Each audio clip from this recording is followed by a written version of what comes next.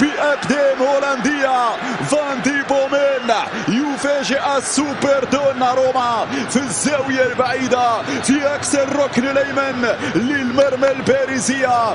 هنا القدم الهولندية تأتي بالفرحة لأنصار نادي تولوز. فابيان كرة أمامية مندش نونو في ميسي يرجع كثير للوسط لاستلام ميسي راوغ ميسي مرر إيكيتيكر وبعد ذلك إيكيتيكي زكريا بوخلة راوغ الأول راوغ الثاني للتدخل الماضي ميسي مضغوط عليه. شوف ثلاث لاعبين على ليونيل إيكيتيكي واشرف إيكيتيكي واشرف وحكيمي ليونيل ميسي والركنية ركنيات قليلة بالنسبة لباريس سان شوط. رفعت الكرة الراسية والثاني جول جول جول جول جول ترفع ديال الكرة بالراس.